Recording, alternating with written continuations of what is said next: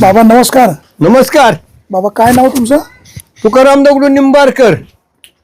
तुकाराम दगडू निंबारकर. हा. किती शेळ्या होत्या बाबा सगळ्या? शेळ्या सगळ्या 50 होत्या. 50. मेंढर किती, शेळ्या किती? याच्यात 16 मेंढ्या होत्या.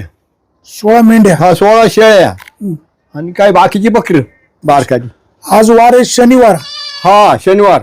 शुक्रवारी काय झालं नेमकं, घटना काय घडली? शुक्रवारी 7 वाजता मी शेळ्या चारून रोडनी रस्त्याने आमच्या शेतातून चाललो आणि तिथं आमच्या शेजारी कुत्री होती. बर. पुतण्याची. हा. संतोष शांताराम निंबारकर अच्छा. आणि विपुल फुलसुंदर. तिथं बिलाची माणसं अशी 5 कुत्री होती. घरी आता त्यांनी मेंढराव झोडप टाकली कुत्र्यांनी. अच्छा. त्यांचीच कुत्री आणि त्याच्यामुळे मेंढर आणि कुत्र्यांच्या कुत्री पण माग लागली मेंढरांच्या. अच्छा. तर ती मेंढर सायरा वायरा पळाली, बिचकली आणि मग इकडे तिकडे पळाली. अच्छा. तर गाई जखमी झाली, काही गाड्यांनी उडवली. तर असं झालं. आता त्या किती जण, म्हणजे किती मेंढर मेली? आता ती 7 मेली.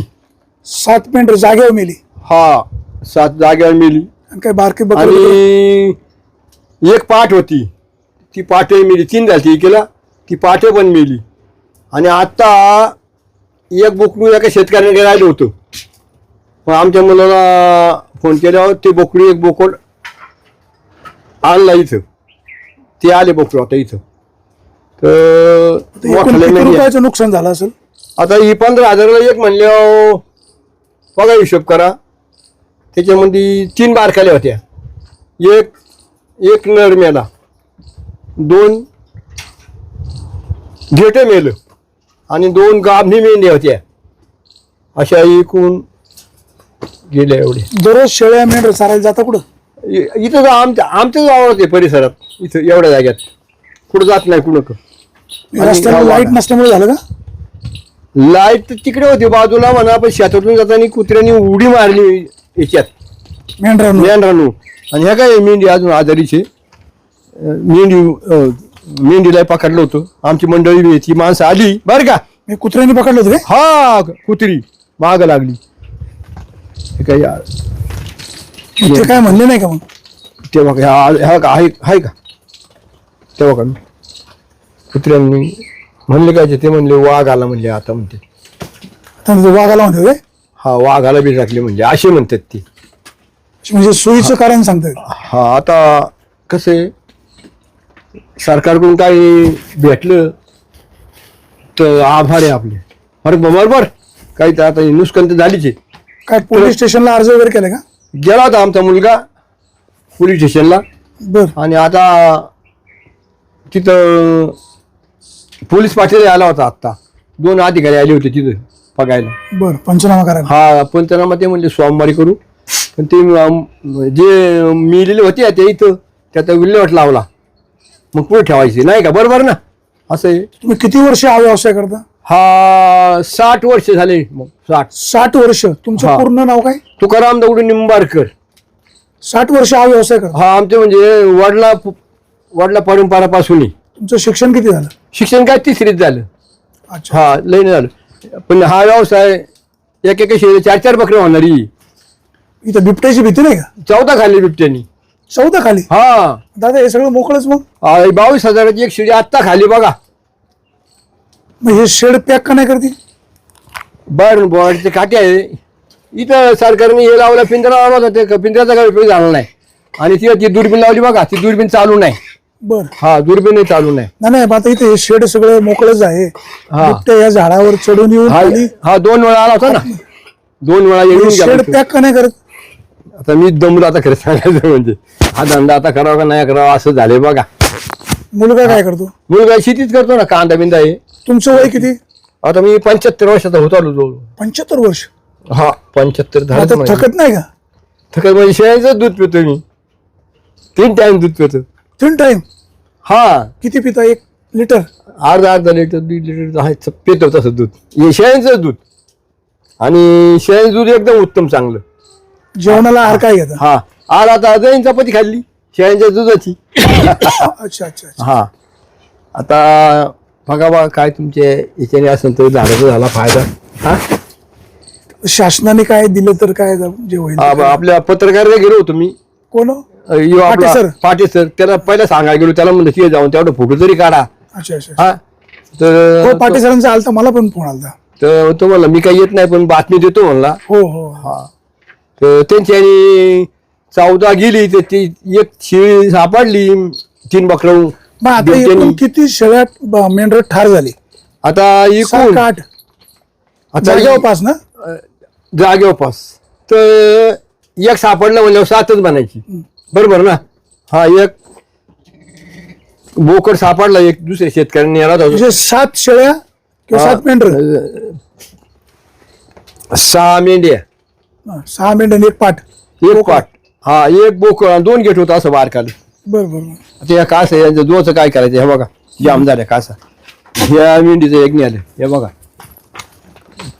आता दुधाला 1 लिटर दूध द्या आत्ता. तिलाही पकडलं होतं. आता काय दूध काढणार का मग? आता दूध काढलं नाही काढलं तर मग त्याला गोळ्या होतील तशा. दूध काढावं लागेल.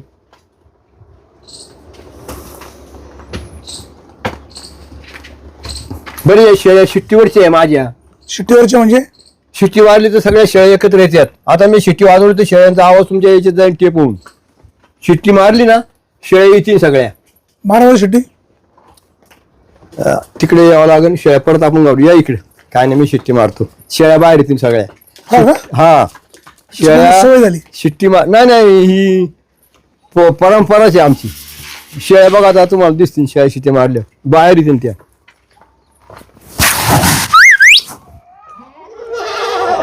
शेळ्यांचा आवाज घेत त्याच्यामध्ये. आवाज येतो शेळ्यांचा. त्यांचं घ्या शूटिंग काढून.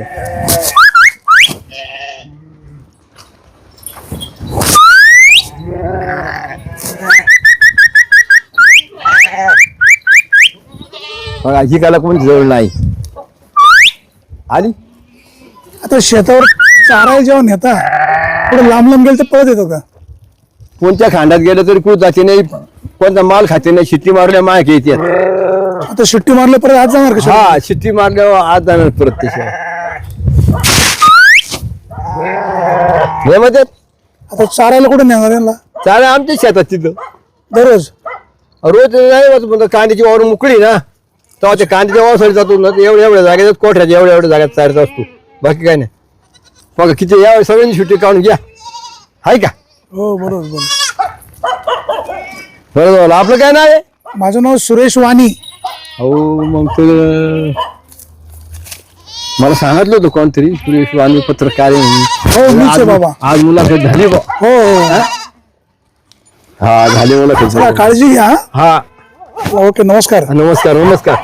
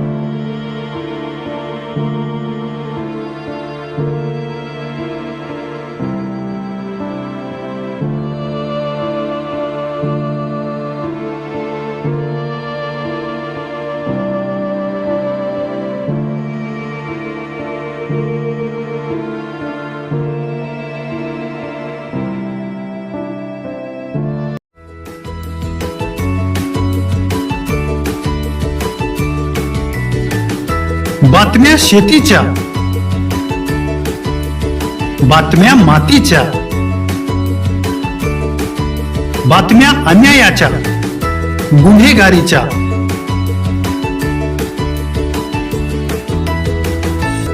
राजकारणाच्या आणि समाजकारणाच्या, शोषणाविरुद्ध बुलंद आवाज, जनसामान्यांच्या हुंकाराची गाज, सत्कार्याला प्रोत्साहन, दुष्कृत्याला अनुशासन. निर्भीड, निस्पृह, सडेतोड, बेधडक आणि रोखटोक म्हणजेच विघ्नहर टाइम्स. शोध बातमीचा, ध्यास सत्याचा. आपलं चॅनल, आपली बातमी. सबस्क्राईब तर कराच, पण बेल आयकॉनवर क्लिक करायलाही विसरू नका.